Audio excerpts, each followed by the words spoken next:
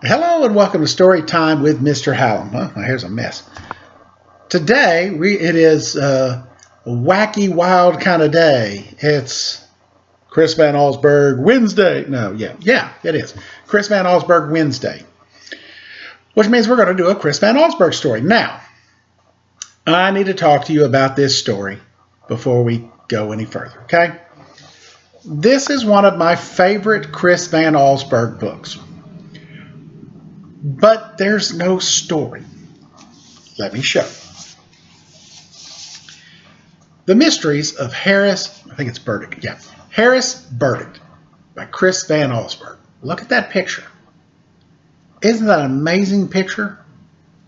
It's amazing. All right, again, I'm going to take the cover off because you know me, I don't do covers. They get in the way and I get torn up. All right, let me see.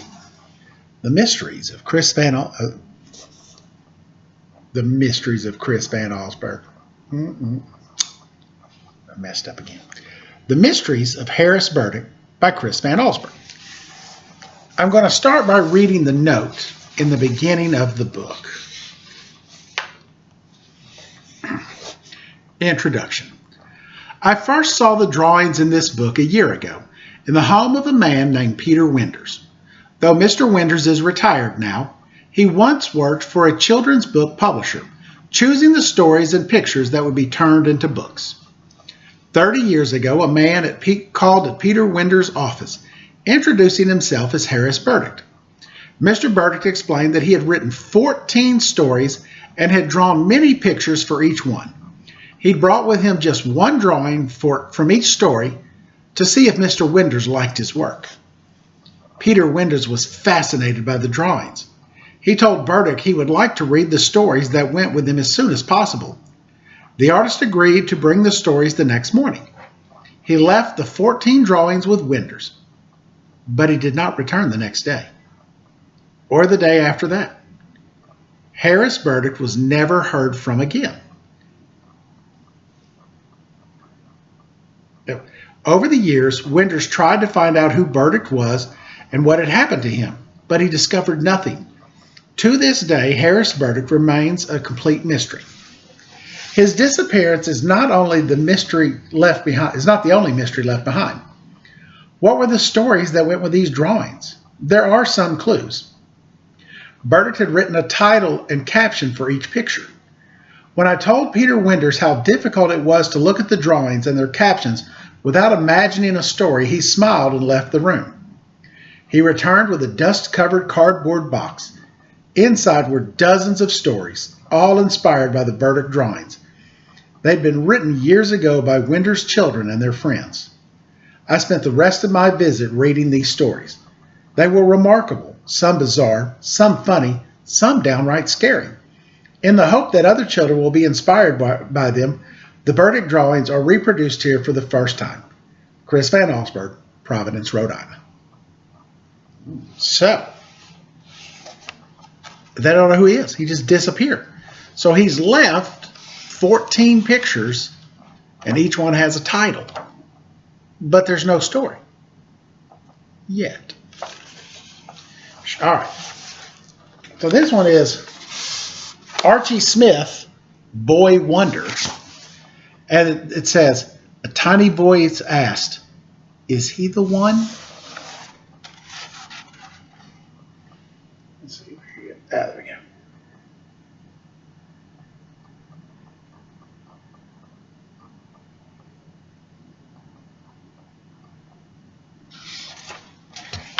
go. Under the rug. 2 weeks pass, and it happened again.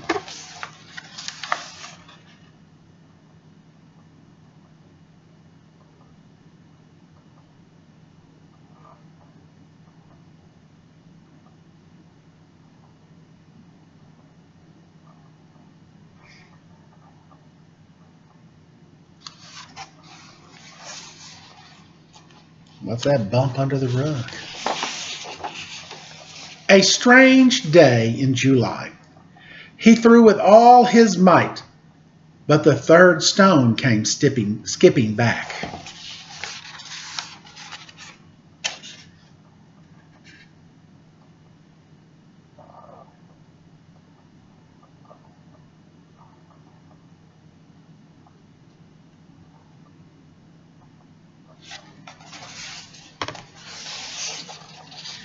Missing in Venice. Even with her mighty engines in reverse, the ocean liner was pulled further and further into the canal.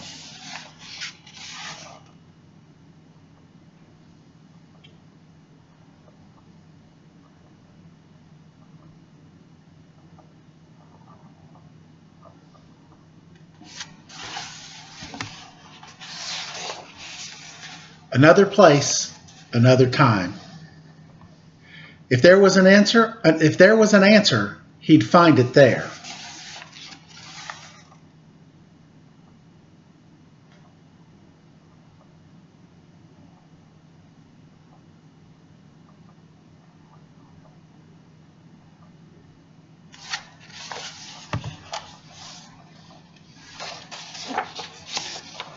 Uninvited guests. His heart was pounding. He was sure he had seen the doorknob turn.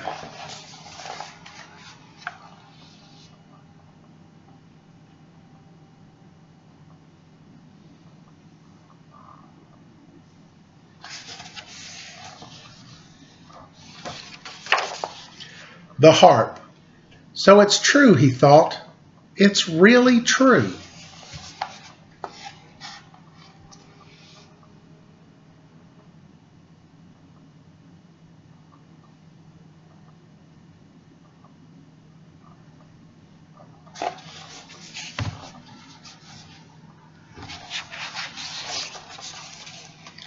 Mr. Linden's library.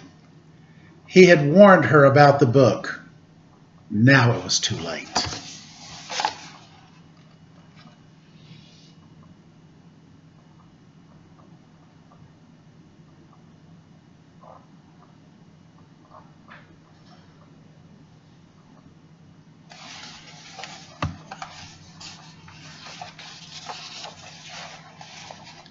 The 7 chairs. The 5th one ended up in France.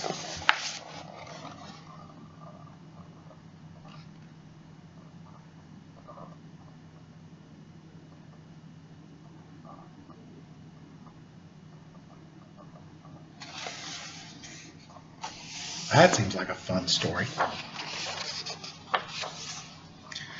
The 3rd floor bedroom.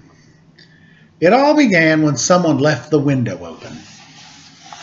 You may not be able to see, but that bird's coming off the windows.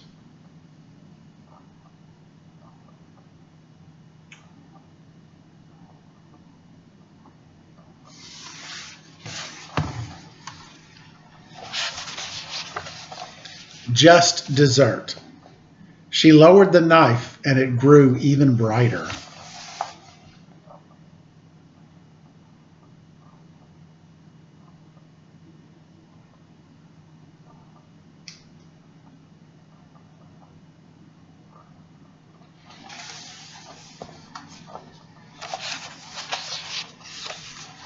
Captain Torrey. He swung his lantern 3 times and slowly the schooner appeared.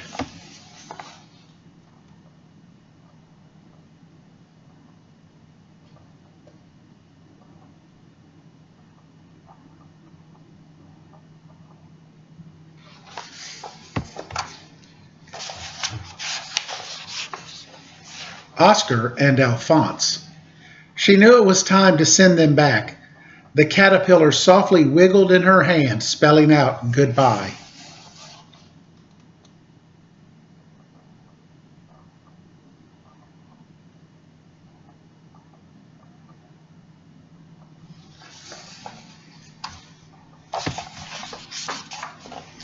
The house on Maple Street.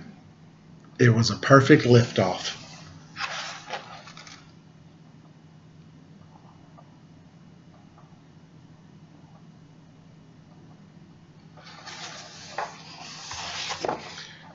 And that is the last mystery. Now don't move. Stay put. I'll be right back. Got to get my glasses. Oh.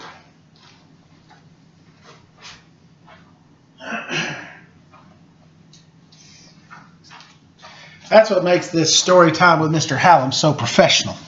You know, it's the way I walk away to go get my glasses. All right, so those are filthy. So if you remember when I read Harris Burdick there, right before I said something about there's no stories yet. And I kind of paused and made sure that you watched my head as I nodded, yet. Well, that's because Chris Van Allsburg got in touch with some of his friends, and he had them write stories for the pictures that go with the story. Now, I'm going to read, and some of these stories are kind of long, so if I do this again, what we'll do is I'll just put up the picture as a reminder and then read the story. Hang on, let me see. Let's see if I can do this. I bet I can. Again, this is why you tune in to Storytime with Hallum. It's for our professionalism. All right, let me see. Oh, can't do it there. How about if I did? No, can't do that. All right. Well, I'm going to read the story of Archie Smith, Boy Wonder, okay? So try to remember that picture. There's the little glowing orbs, and there's Archie in bed. Looks like something's kind of peeping in the window. Okay? So keep that in memory. I'll leave this open and I'll try to flash it occasionally so you'll remember it. All right, this is written by Tabitha King. Archie Smith, Boy Wonder. Archie squinted into the glare of the sun as he choked the neck of the bat. He pulled his helmet down to get what little shade the visor gave. With his bad luck, the ball would be coming straight out of the sun, which seemed to sit on the runty little pitcher's shoulder. His palms were wet and gritty against the smooth ash of the slugger, his scalp itchy and sweaty under the helmet. The pitcher was shorter than he was. All the pitchers were. His bad luck again, he was the biggest kid in the league. It was a weird kind of leverage for them. If they sank the ball enough, it would come in at the low edge of his strike zone. He thought about Luke Skywalker in Star Wars, wielding his Jedi lightsaber against the tiny sphere of light. He took a deep breath and waited. Behind him, the catcher tensed. Not yet, thought Archie, his grip tightening, and then he thought, now, and his arm drew back. Just a tiny sphere of light broke out of the sun. The ball met the bat with a glorious crack and spun away back into the glare. He stared after it even after the bat fell from his hand, and he pushed off the toes of his Converse All-Stars digging into the dirt. There was no following it. That baby was gone. He reached first base, looking to make sure his foot touched it, but then he couldn't help looking up towards where the ball had disappeared as he ran all the way around the bases. He was running hard enough to make his chest tight, and he could hear people yelling to slow down. He could stroll if he wanted, but you don't do it that way. You always play all out. So he kept on running, tagging each base carefully and finally throwing himself down across home so no one could ever dispute that he owned it. Coach, who was kind of a goof, grabbed him and hugged him and pounded his back, screaming, "You put that one over the moon!" He screamed it 3 or 4 times as if nobody had heard him the first time. Archie didn't need Coach to tell him what he'd done. He was Archie Smith, Boy Wonder. Just like his mom said. There she was, jumping up and down and celebrating for him. He knew he was grinning too much and looked stupid, so he tried not to, but he couldn't help it. So what if people laughed at him because they thought he looked funny? So what, his mom always said. So what? When Archie wondered why she said it so often in so many different ways, turning it into a joke, she said she got it from Metallica, the metal band his dad used to like.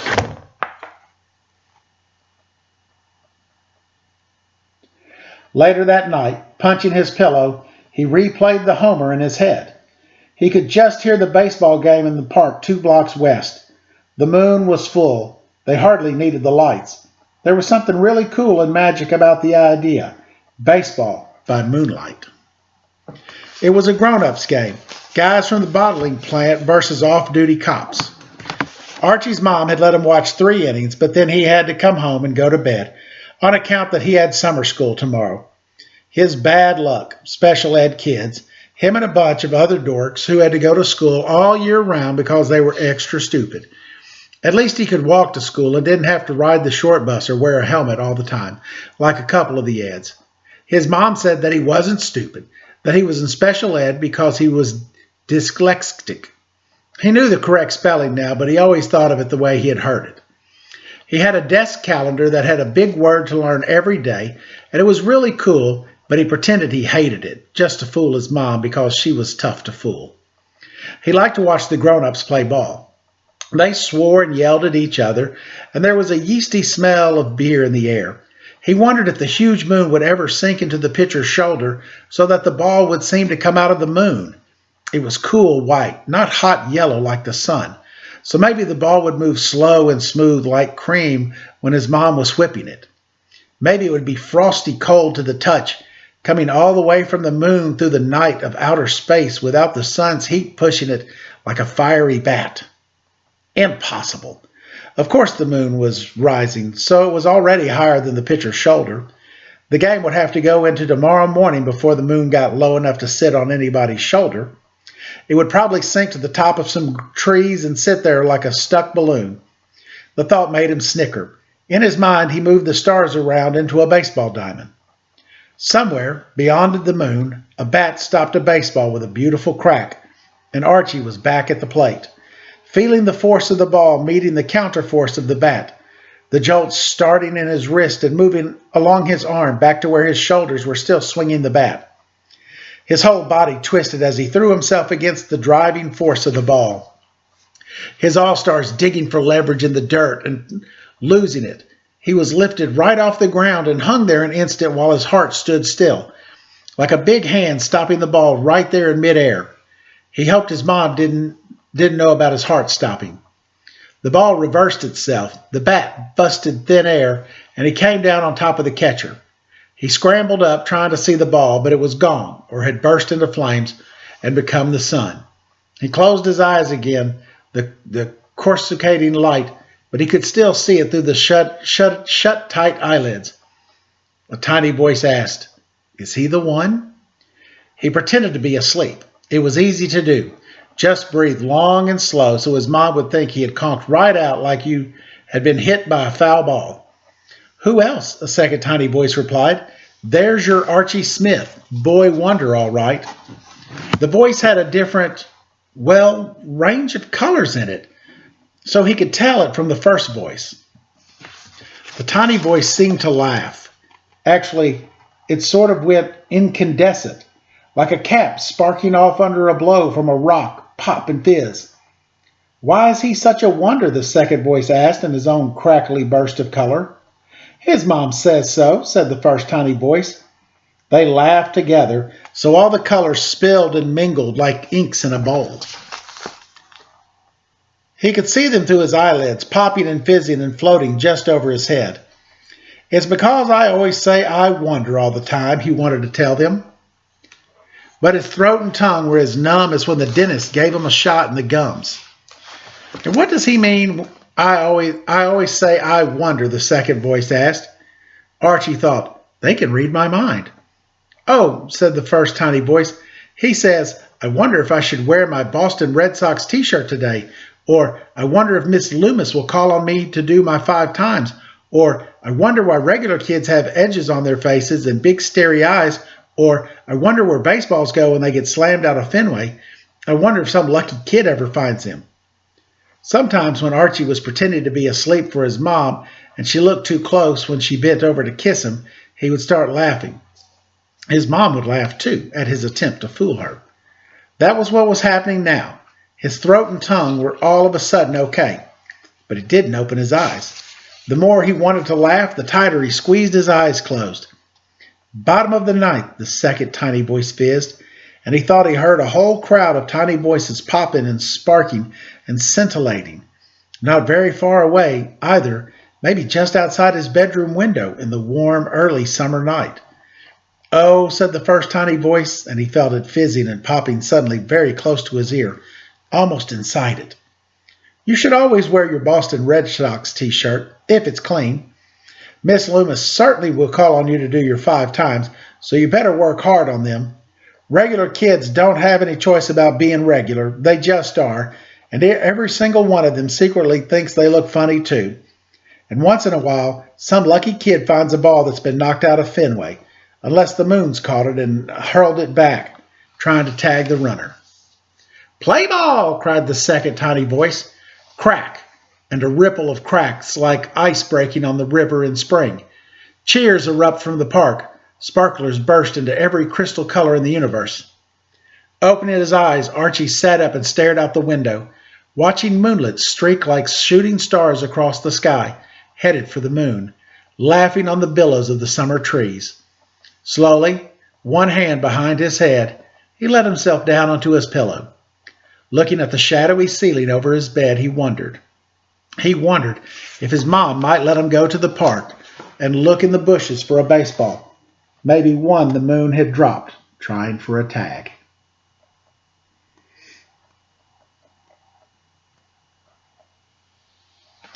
What a fun story.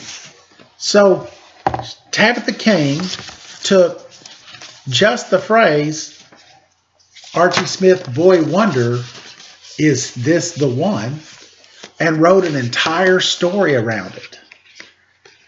And so all of these other writers have done it too. So I look forward to sharing some of those stories with you along the way. All right? This one's a long one because I haven't been around lately, so I felt like I owed it to you. I just moved the thing. I hope you didn't get dizzy. You guys have a great rest of the day, and I look forward to seeing you tomorrow with more story time with Mr. Hallum.